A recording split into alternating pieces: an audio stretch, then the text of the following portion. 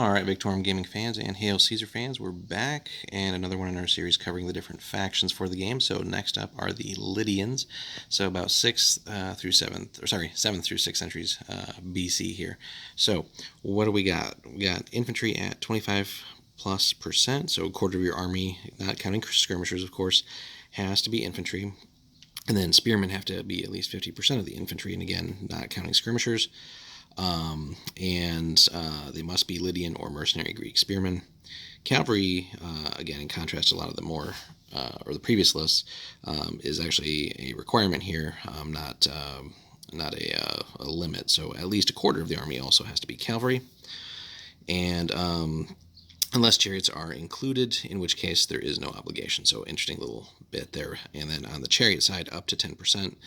So 1 in 10 units can be chariots so long as no elite cavalry are included. So again, you got a couple of interesting options there. So if you go with some cavalry or the chariots, basically, and then they have kind of some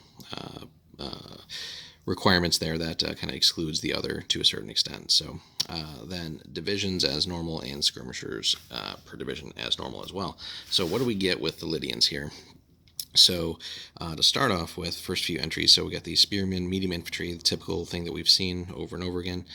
And we can also downgrade them into levies, and they're fairly cheap overall. So that typical clash and sustain of 6 with a little bit of short range, typical morale save, and really no special rules. Obviously, if we drop them down to levies, they have to deal with that.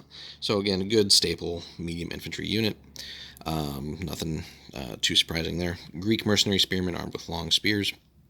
So here we have an option, or a couple options actually, to get a little bit more deadly. So start off with, you get the basically the same stat line as the Lydian spearmen, although they do cost a little bit more. But then we can go to phalanx as an upgrade. So obviously, as the phalanx rule does cost you a little bit more, you are paying a good chunk more points per unit there.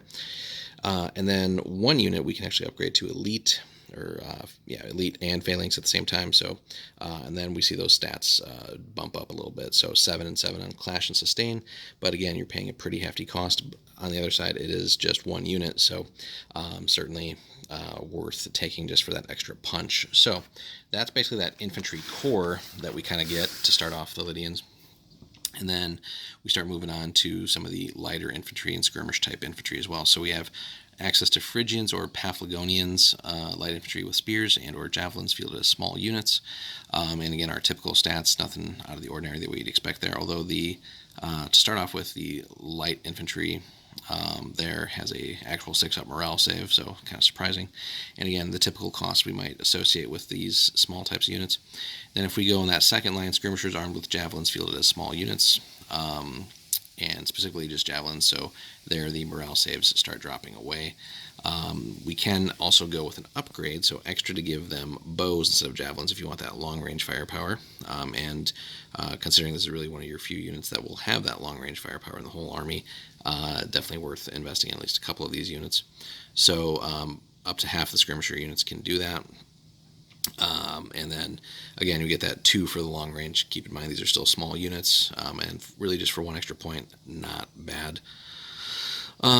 Then moving on, we have the Lydian medium cavalry, so armed with spears, and again here we get some solid mobility again with cavalry and chariots down the road here, but that actual punch when you have that first round of combat, and obviously getting the charge off is always good. But clash of 8, so they can definitely do some damage when they come in. Drops significantly down to a 5 though, so it's going to be tough going if you get stuck in combat for a while. Only that 5-up morale save, just like the infantry. Now they do have tough fighters, which is pretty interesting. All that for 28 points a unit. So then we'll come back once we talk about the chariots too, and kind of see which way is better to go maybe.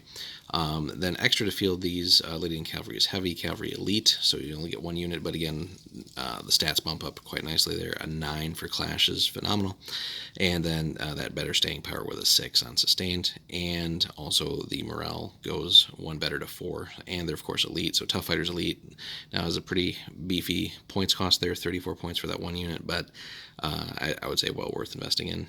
So that's seemingly your single best unit you can possibly have. Moving on, we get access to some light cavalry, so Phrygian or Paphlagonian light cavalry, small units, and javelins, basically. So, okay clash value, but again, don't expect too much out of these guys. 6 up morale, right? This is typical light cavalry stuff, but they can do their work against other light and small units. Then we have Cimmerian, or Cimmerian, however you want to pronounce it. Horse archers field as small units, only one of these guys, so probably worth taking. You do get that ever elusive Parthian shot. And again, don't expect much in combat, but you're really buying them for that long range ability. And then obviously just a little bit of a morale save. All that for 19 points is not a bad way to go. Now, last but not least, we have the 4-horse light chariots with crews armed with spears and javelins. And again, you get a pretty beefy unit. You get the 8 clash, 6 sustained, 4 up morale save, no other special rules or anything. So it's really, do you want to go with some chariots or spread that out a little bit more and have access to all the different cavalry types? So it does let you field sort of different styles of Lydian lists, but and really probably just what suits your playstyle more. But it does feel a little bit like if you go with the chariot route, you're kind of limiting yourself to a little bit more than by not having access to some of those cavalry units. So overall, pretty solid list. Again, you got just a solid core of medium infantry, a little bit of light infantry, not so diverse on the skirmisher types as a lot of these previous lists have been, but then you get access to, again, some very solid cavalry that can do some work. So, and again, very last but not least here, leadership, so that typical 8 across the board, so nothing out of the ordinary there. So just a solid army. Definitely something to consider collecting. A little bit out of the ordinary, you get some access to some mercenaries and some other things just to sort of diversify the army a little bit, so it could be a cool one to collect. So yeah, access a little bit of Greeks, some heavy light cavalry, even chariot if you want to go that route. So overall, pretty cool little list that not enough people collect. So, but could be something fun to play with or against. So hope you guys enjoyed that little review, and if you did, hit that like button and subscribe if you haven't already, and then stay tuned for more Hail Caesar content.